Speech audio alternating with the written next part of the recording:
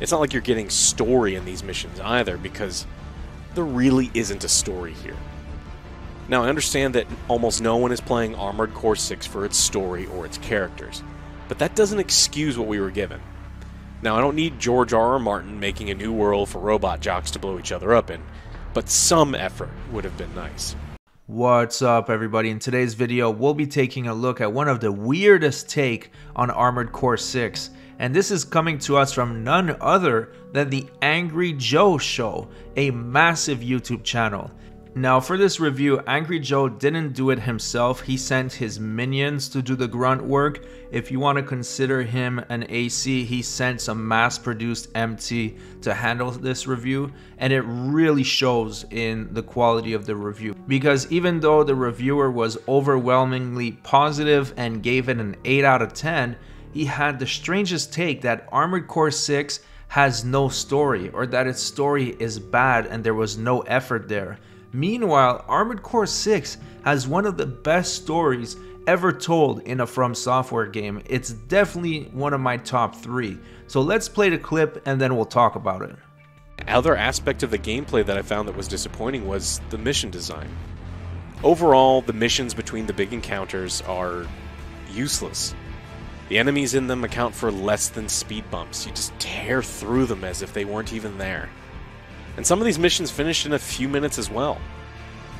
It felt like I spent more time loading in and out of the missions than I did fighting anything. It would have been very easy to include a mech duel or a mini-boss or something to justify their existence. It's not like you're getting story in these missions either, because there really isn't a story here. Now, I understand that almost no one is playing Armored Core 6 for its story or its characters, but that doesn't excuse what we were given.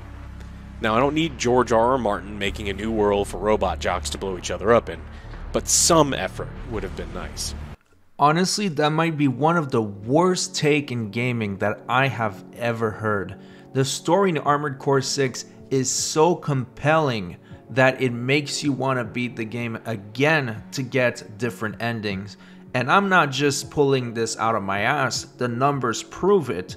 If you take a look at the achievements, over 19% of the players have reached the ending Alea Lacta Est, which means that they beat the game 3 times. And this is why I am suspicious that possibly this reviewer hasn't beat the game, or maybe didn't get into Chapter 4. I saw there was footage from Chapter 2 and Chapter 3, but honestly the story gets so much more interesting towards the end, so I highly doubt that he actually beat the game. Because I think objectively, anybody that's played Armored Core, maybe they could say that it's too hard or in some case too easy, but no one has said that the story sucks, especially after they beat the game.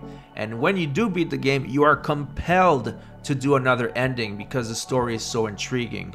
Honestly, I rarely replay a game more than once. Very rarely will I even go into New Game Plus and New Game Plus Plus in these types of games. But within 1 week of Armored Core 6 launching, I had beat all 3 endings, obtained all the parts, and did all the battle logs. That's how good the game is, and I was extremely intrigued by the story. To say that there's no depth here is ludicrous. I mean, Zyostorm made a very interesting video on Handler Walter where he dug deep inside all the logs and were able to find some hidden lore. Ratatosker had an incredible video, probably the best video about lore on Armored Core 6 so far, where he was talking about the 3rd ending, Alea Lacta Est. And I even dabbled in a lore video, and I think I did pretty good. A lot of people enjoyed it. If you haven't seen it, do check it out. So this guy's point that the story has no effort put into it is mind-boggling. There is no way a rational human being that beat the game could say that. Let's see what else he has to say. Overall, I loved Armored Core 6. The challenging encounters, smooth gameplay in 60 frames, the customization options all made for a satisfying playthrough. The lack of story and boring in-between missions are standard, unfortunately, and I don't really mind that much, but I can't help but wonder if these games would stop being so niche if they told stories interesting enough that people would want to fight through the difficult bosses to reveal it. Well, we have already debunked that people are not willing to play this game to reveal more of the story because a lot of people played it and beat it 3 times. So let's talk about his other point that he's bringing here, is that some of the submissions are boring and it's just going through quickly, a couple minutes you're in and out, and the enemies are too easy. These missions are there for a reason, and they're mostly in chapter 1. They're there to get you some money, get you familiar with the game, and they're there to be replayed if you want to get additional money. And on top of that, there is lore told in these missions. It's just that maybe he's not paying attention. I don't understand how anyone could say any of the missions in chapter 4 are filler missions. You're infiltrating the base, and even though the missions are about 5 minutes each, every single one of them is unique and very impactful to the story that's going on, and as well as being pretty challenging. If he wants to talk about missions that take very little time and are super easy and feel like a waste of time, maybe he's talking about the first 2 chapters. And that, like I said before, is to earn more income so that you can buy more parts. As well, there is hidden lore spread out throughout the missions.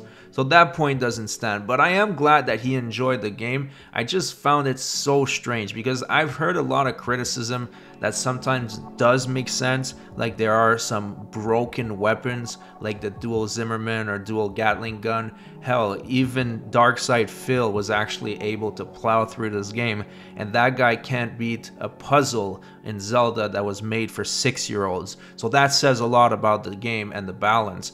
But the argument that a story is not there or that it's not quality, that is complete nonsense. Now, I do apologize if my video is coming off as a little bit of a rant. It's just that when I see these garbage takes by massive channels, it really rubs me the wrong way because they can influence a large audience with completely wrong information. So we have one last little clip to watch and then we're gonna wrap it up. I hate this game. This game is not for me.